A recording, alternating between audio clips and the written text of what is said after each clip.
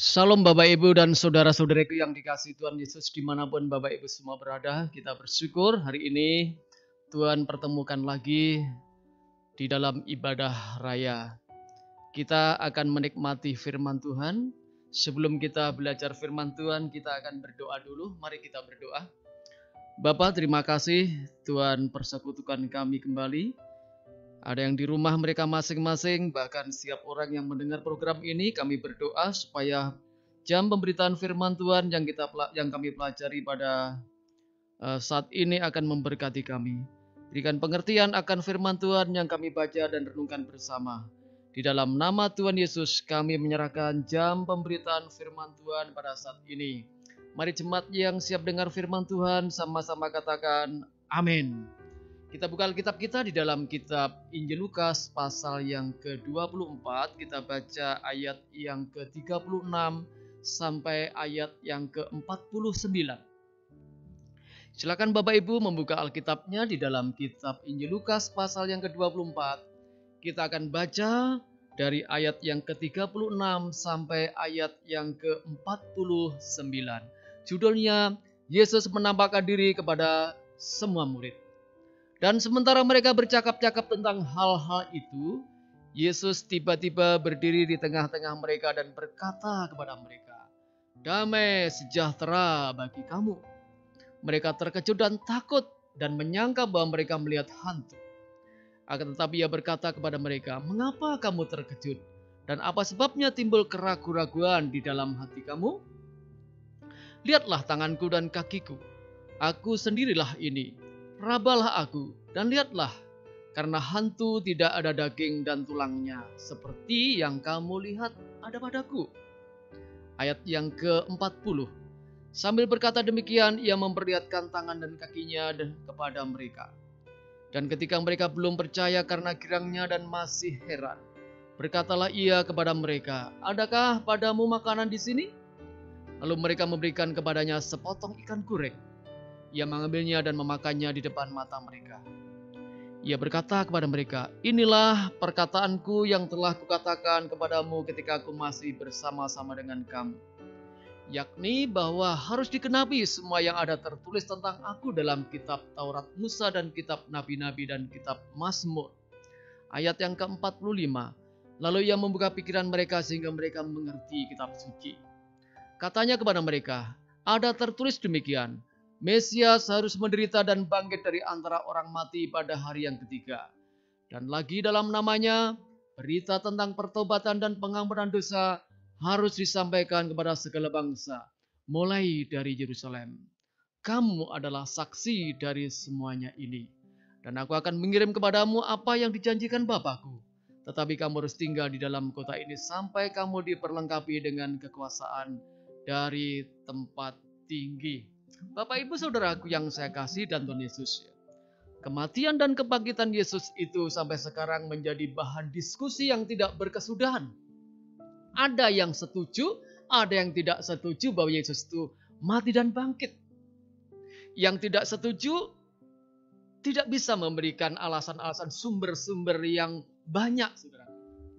Tapi bagi yang setuju atau pro terhadap Yesus itu bahwa bangkit, ada banyak bukti-bukti yang tercatat dalam Alkitab. Dan memang Bapak Ibu, Yesus memang benar-benar sudah bangkit. Untuk menunjukkan bahwa dia bangkit, dia menunjukkan dirinya, menampakkan dirinya berkali-kali. Nah, dalam nas yang kita baca ini adalah kisah tentang penampakan Yesus. Kita akan belajar makna dari penampakan Yesus bagi kita. Tema kita yang kita akan bahas pada hari ini adalah makna penampakan Yesus bagi kehidupan kita. Kita lihat di dalam ayat yang ke-36, makna yang pertama 36 di sana dikatakan, "Dan sementara mereka bercakap-cakap tentang hal-hal itu, Yesus tiba-tiba berdiri di tengah-tengah mereka dan berkata kepada mereka, 'Damai sejahtera bagi kamu.'" Yang pertama Bapak Ibu Saudaraku, penampakan Yesus itu bermakna mengingatkan bahwa Yesus itu sumber damai sejahtera. Damai sejahtera dalam bahasa lainnya Salam. Maka kalau kita sering jumpa Salam ya, artinya salam damai sejahtera. Salam itu menggambarkan sebuah kota atau sebuah tempat yang aman. Sebuah tempat di mana hubungan sosial terbangun dengan baik. Tidak ada saling rasa curiga, tidak ada kekhawatiran, ketakutan. Di dunia ini ada kota atau desa yang dikenal sebagai desa yang paling aman di dunia. Namanya desa Eibental. Nah, itu di Rumania. Di desa Eibental ini pintu-pintu tidak perlu dikunci.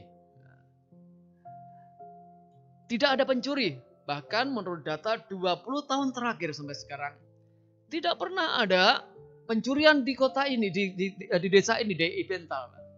Dan mereka punya kebiasaan biasanya kalau mereka mau belanja roti, karena penjual roti itu hanya 2 hari sekali datang ke kampung itu ya. Gimana supaya tidak ketinggalan untuk mau beli roti? Caranya gimana? Mereka akan siapkan uang di dalam tas ya, untuk pembelian harga roti. Lalu tas itu akan diletakkan di tiang listrik, di sepanjang jalan ada diletakkan itu di pohon-pohon ya. Ketika penjual roti lewat, lihat ada tas ya, di situ sudah ada uangnya dan dia tinggal masukkan roti senilai dengan uangnya. Aman, tidak pernah hilang. Nah, Bapak Ibu Saudaraku, itulah yang namanya damai sejahtera. Dan keperluan manusia adalah damai sejahtera. Rasa aman, suasana yang aman, tidak dipenuhi kekhawatiran. Nah, murid Yesus mengalami kekhawatiran. Selain khawatir karena diintimidasi, ada tuduhan-tuduhan yang dilontarkan oleh pemimpin agama lewat serdadu-serdadu Romawi, Bapak Ibu, bahwa dikatakan bahwa murid-murid yang mencuri mayat Yesus, mereka semakin takut. Ketika mereka sedang berkumpul dalam ketakutan, berdiskusi kumpul, tiba-tiba Yesus datang menampakkan diri dan berkata, damai sejahtera bagi kamu.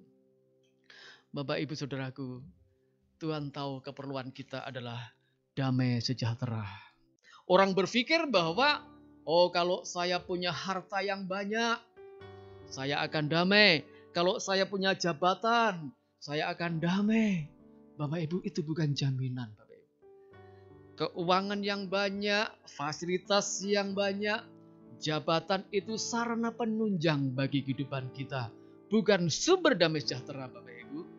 Ada seorang bintang film yang bernama Marilyn Monroe. Dia kaya raya, dia cantik, dia banyak yang memuja dia. Tidak kurang satu apapun. Tapi tiba-tiba ditemukan mati. Dan di sekitar mayatnya ditemukan ada banyak obat-obat bius. Dan diduga dia mati bunuh diri karena overdosis. Kurang apa dia?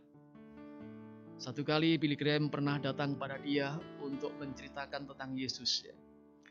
Billy Graham ngomong kepada Marilyn Monroe, Marilyn Monroe, Tuhan meminta saya untuk ceritakan Yesus sumber damai sejahtera kepada Anda. Apa jawab Marilyn Monroe? Dia berkata, oh Yesus, sekarang saya tahu Yesus itu. Tapi minta maaf, saya belum tertarik dengan Yesus yang Anda tawarkan.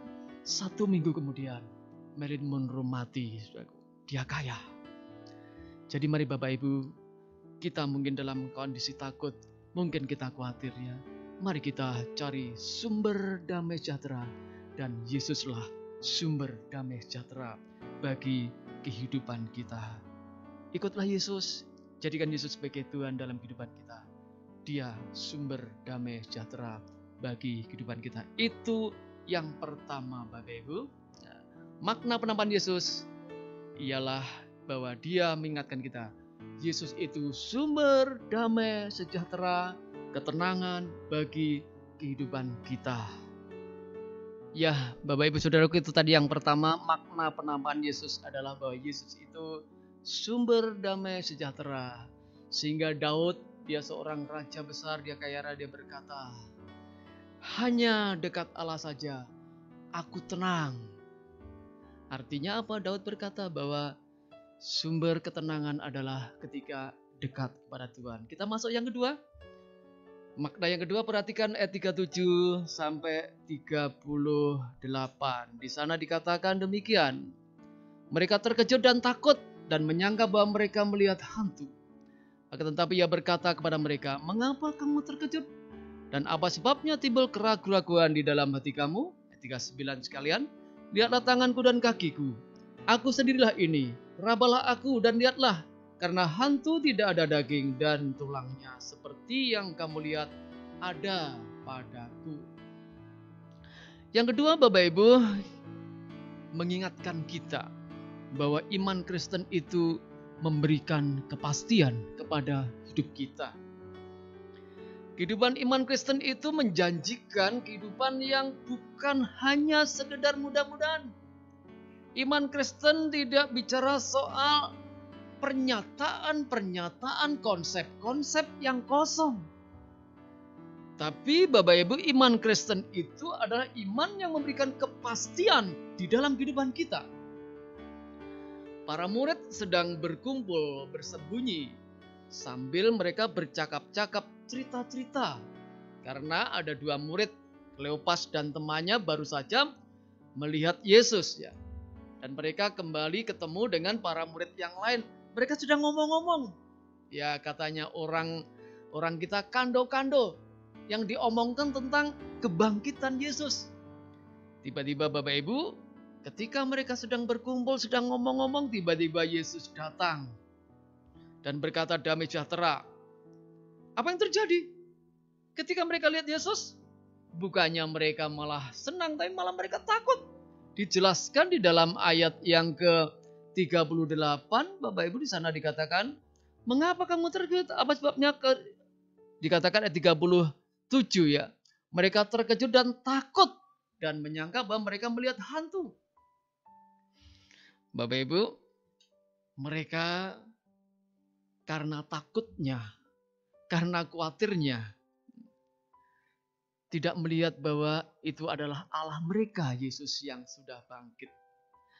Kadang-kadang Bapak Ibu, rasa takut yang berlebihan, rasa khawatir yang berlebihan, membuat seseorang ya, tidak dapat berpikir secara jernih. Kadang-kadang orang tidak bisa mengambil keputusan secara tenang.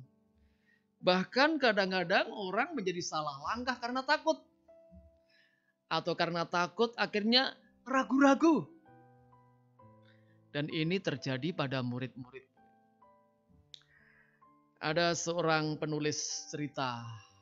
Dia juga sekaligus seorang motivator yang bernama Anthony de Mello. Ya, dia membuat sebuah cerita. Nah, ceritanya begini Bapak Ibu, ada sekelompok virus mau mendatangi sebuah kota tertentu. Ya, kelompok virus ini tiba-tiba ketika kelompok virus ini sedang berjalan, ketemu dengan saudagar atau musafir atau pedagang. Lalu mereka ngomong-ngomong, si saudagar tanya, "Kalian mau kemana ini?" "Ya, kami ini, virus-virus kami ini mau membunuh warga kota sebelah sana." "Wah, memangnya berapa yang kamu bunuh?" "Saya mau membunuh 1.000 orang warga sana." "Waduh, kok banyak sekali?" kata para musafir. "Ya, toh masih banyak sisanya, kan kami hanya mau membunuh 1.000 saja, masih ada ratusan ribu di sana." Akhirnya virus-virus ini menyerang kota tersebut. Dan banyak penduduk kota itu mati. Ketika para virus ini pulang, ketemu lagi dengan para musafir tadi. Musafir kaget, "Doh, saya dengar kalian bukan bunuh 1.000 orang di kota itu. Tapi saya dengar yang kamu bunuh banyak itu. Puluhan ribu yang kamu bunuh." Apa kata virus-virus tadi Bapak Ibu? "Iya, kami ini hanya membunuh 1.000 orang saja di kota itu. Tapi yang ribuan, yang puluhan ribu yang mati itu bukan karena kami yang membunuh. Bukan karena kami virus-virus ini yang bunuh. Tapi karena mereka takut, khawatir, akhirnya mati sendiri." Nah Bapak Ibu Saudaraku, kadang-kadang karena takut, Karena khawatir membuat kita tidak bisa berpikir secara jernih. Kadang-kadang kita meragukan firman Tuhan. Kadang-kadang kita salah langkah, Bapak Ibu. Padahal firman Tuhan berkata, 2 Timotius pasal yang ke-1 ayat 7. Di sana dikatakan, sebab aku memberikan kepada kamu bukan roh ketakutan, tetapi melainkan roh atau spirit. Spirit yang membangkitkan kekuatan, membangkitkan kasih, dan membangkitkan ketertiban hidup. Artinya apa Bapak Ibu Saudaraku ya? Sekarang ini kita dalam kondisi yang satu sisi kita khawatir ya, karena sekarang sedang mewabah virus corona atau COVID-19. Orang jadi takut, ketemu orang lain pun jadi takut ya. Mau salaman apalagi tidak berani. Saking takutnya kadang-kadang tidak bisa bergerak kemana-mana Bapak Ibu Saudaraku ya. Ya Bapak Ibu, firman Tuhan ngajar kepada kita, jangan sampai kita khawatir ya. Ya jaga-jaga memang harus ya. Kita mesti jaga-jaga. Dikatakan Tuhan berikan kepada kita roh yang membangkitkan kasih dan ketertiban. Ya memang kita mesti menjaga ketertiban hidup. Ya kita mesti jaga kesehatan, jaga pola hidup yang baik ya. Dan jangan lupa Bapak Ibu Saudaraku, di tengah-tengah suasana seperti ini, mari kita tertib mengatur keuangan kita ya, untuk saving ya, bulan depan kita atur apa yang kita konsumsi supaya hidup tertib. Penting Bapak Ibu. Nah, kembali pada pokok bahasan kita pada hari ini Bapak Ibu. Yesus menampakkan diri untuk mengingatkan pada kita bahwa iman Kristen itu memberikan kepastian Bapak Ibu. Nah sekarang kepastian tentang apa yang Tuhan berikan dalam kehidupan iman Kristen. Yang pertama adalah kepastian bahwa Allah itu benar-benar hidup. Ayat 39 di sana dikatakan, lihatlah tanganku dan kakiku. Aku sendirilah ini, rabalah aku dan lihatlah aku. Karena hantu tidak ada daging dan tulangnya seperti yang kamu lihat ada pada aku. Tuhan ingatkan kepada kita bahwa Yesus yang kita sembah bukan Allah yang mati. Allah yang hidup. Karena Allah kita hidup bisa memberikan kepastian. Kita akan berikan jaminan hidup kekal. Yang berikutnya Bapak Ibu, kepastian iman Kristen adalah kepastian bahwa Allah itu benar-benar Allah yang berkarya dalam kehidupan kita. Ayat 40 di sana dikatakan, sambil berkata demikian, ia memperlihatkan tangannya dan kakinya kepada mereka. Yesus tunjukkan, ini tanganku yang dulu dipaku di atas kayu salib. Ini kakiku yang dipakukan di atas kayu salib. Artinya apa? Yesus mau tunjukkan, yakinkan para murid bahwa aku sudah berkarya bagimu untuk selamatkan engkau. Jadi iman Kristen itu adalah iman yang beri kepastian bahwa Allah sudah berkarya memberikan jaminan keselamatan buat kita. Dan Allah itu adalah Allah yang peduli di dalam kehidupan kita. Turut merasakan yang kita rasakan. Dia Allah yang berempati, bukan hanya bersimpati. Turut merasakan Bapak Ibu. Yang berikutnya, kepastian tentang apa yang diberikan dalam iman Kristen. Kepastian bahwa setiap firman-Nya itu pasti digenapi. Ayat 44 di sana dikatakan demikian. Ia berkata kepada mereka, inilah perkataanku yang telah kukatakan kepadamu ketika aku masih bersama-sama dengan kamu. Yakni bahwa harus digenapi semua yang ada tertulis tentang aku dalam kitab Taurat, Musa dan kitab Nabi-Nabi dan kitab Mazmur. Bapak Ibu Saudaraku, iman Kristen iman yang pasti. Dan firman-Nya pasti digenapi. Tuhan tidak pernah bohong Allah kita. Dia katakan dia akan mati dan dia akan bangkit. Benar-benar dia bangkit. Maka pada bagian lain Yesus berkata demikian. Langit dan bumi akan berlalu, tapi perkataanku tidak akan pernah berlalu. Nah sekarang Bapak Ibu Saudaraku kita akan masuk di dalam makna yang ketiga dari penampakan Yesus yang kita pelajari. Perhatikan di dalam ayat yang ke-48. Di sana dikatakan ayat 47 dan 48. Dan lagi dalam namanya Berita tentang pertobatan dan pengampunan dosa harus disampaikan kepada segala bangsa. Mulai dari Yerusalem, kamu adalah saksi dari semuanya ini. Yang ketiga, Bapak Ibu, mengingatkan kepada kita ada tanggung jawab bagi orang percaya. Jadi ketika Yesus menampakkan diri, kita belajar prinsip di sini bahwa kita itu ada tanggung jawab sebagai orang percaya. Kita dipanggil Tuhan untuk menjadi orang yang dinamis, bukan statis. Orang yang aktif, bukan pasif, Bapak Ibu. Makanya ketika Yesus memanggil murid-muridnya yang pertama, mari ikutlah aku, dan kamu akan kujadikan penjala manusia. Artinya apa? Penjala berarti aktif, bekerja, bukan diam. Nah, demikian juga dalam kehidupan kita sebagai orang percaya, Bapak Ibu. Mari kita sadar bahwa kita ini adalah orang yang dipanggil untuk menjalankan tanggung jawab. Dalam nas yang kita baca ini, setelah murid-murid tahu bahwa itu Yesus yang sudah berkarya dalam hidup mereka, yang sudah hidup, akhirnya Yesus memberikan penugasan kepada mereka. Dijelaskan di dalam ayat yang ke-48. Kamu adalah saksi dari semuanya ini. Saksi tentang apa sekarang? Kita punya tanggung jawab untuk menjadi saksi. Artinya pemberita kebenaran. Pemberita kebenaran tentang apa dijelaskan di dalam ayat yang kita baca. Di dalam ayat yang ke-40 yang 47. Dan lagi dalam namanya berita tentang pertobatan dan pengampunan dosa harus disampaikan kepada segala bangsa, mulai dari Yerusalem. Jadi Tuhan memberikan tanggung jawab kepada kita sebagai rasa syukur kita kepada Tuhan yang sudah mengalami karya Allah dalam hidup kita adalah kita harus memberitakan bahwa Yesus yang mati dan bangkit bagi orang berdosa. Kita perlu beritakan. Sampaikan kepada banyak orang.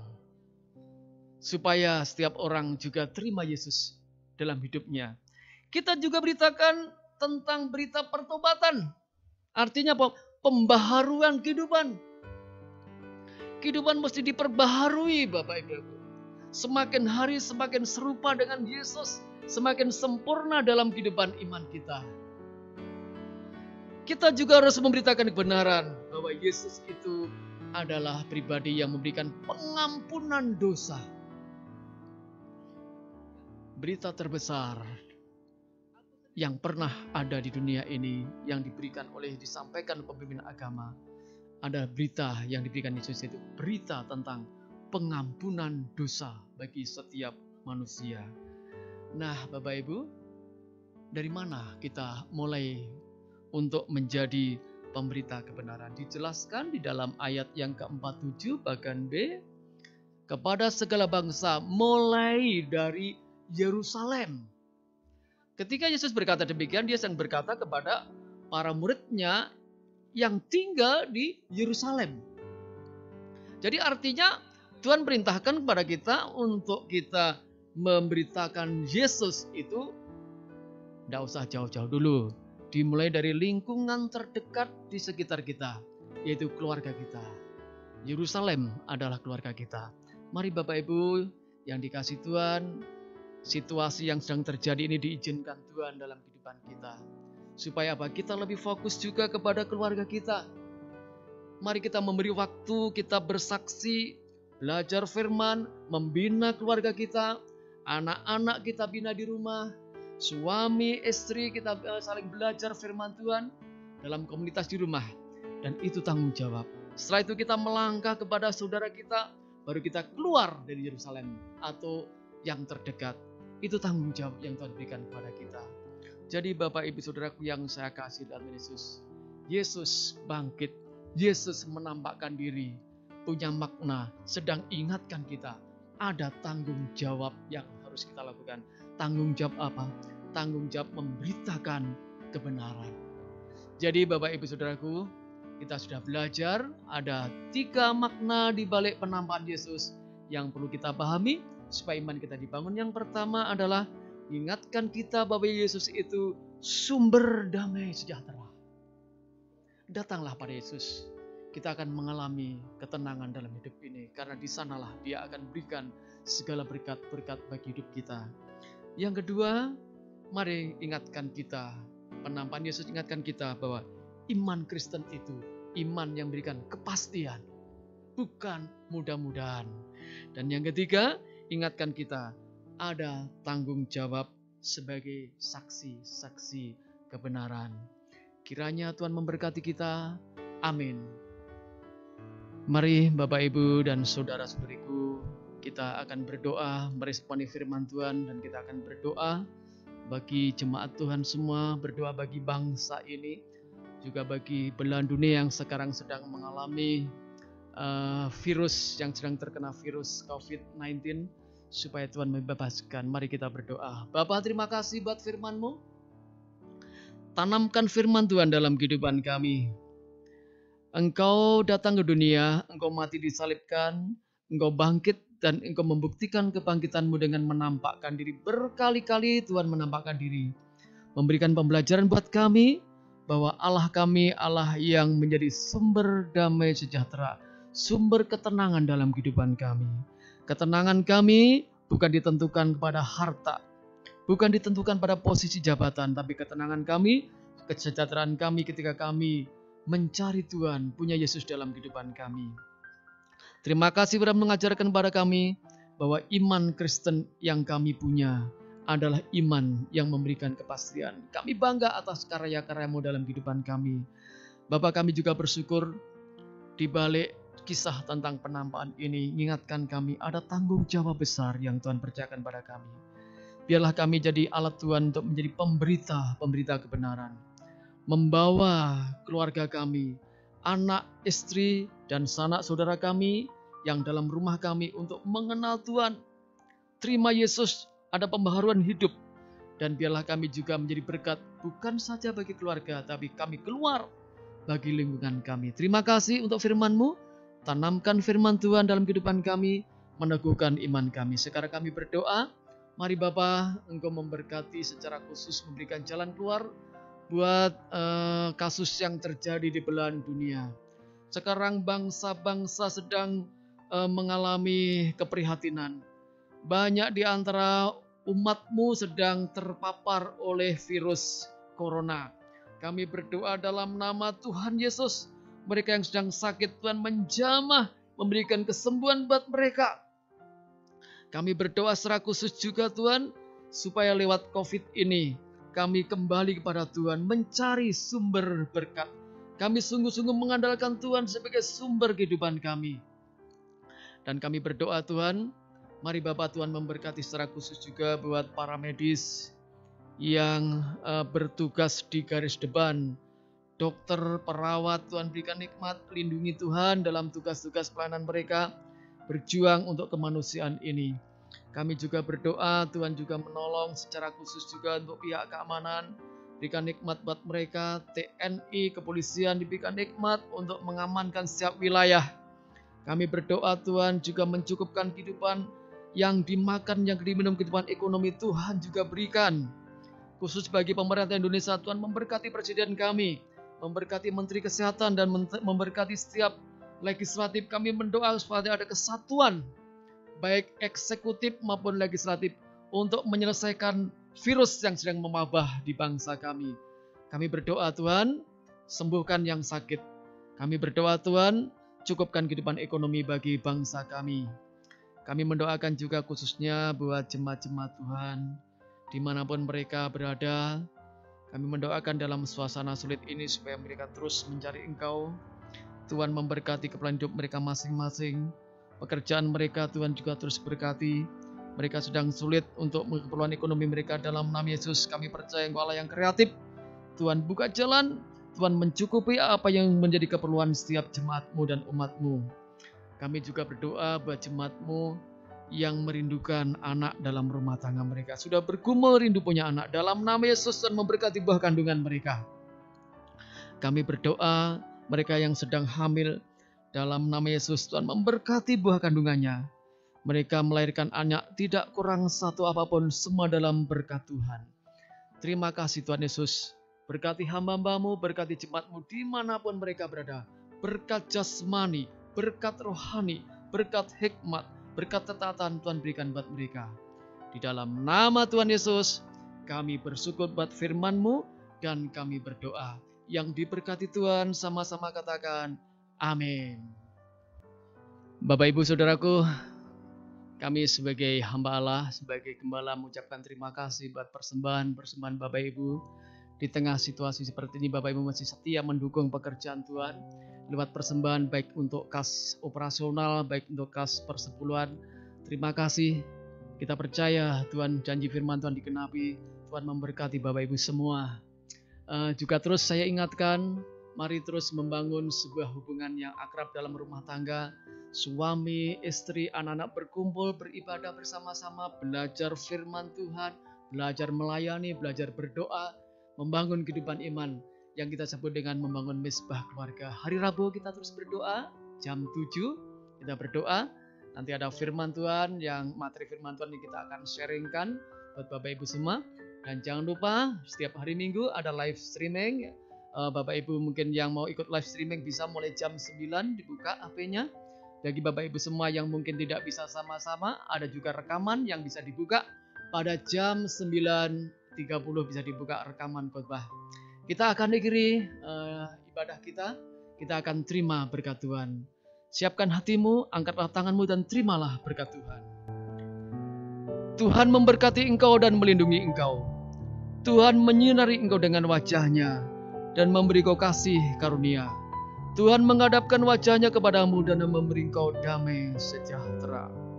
Kiranya segala berkat yang datang dari Allah Bapa, kasih karunia dan damai sejahtera dari Tuhan Yesus Kristus, penghiburan dan pertolongan Roh Kudus melimpah memberkati kehidupan kita mulai hari ini sampai Tuhan Yesus datang yang kedua kalinya untuk menjemput kita yang sudah menjadi milik kepunyaannya.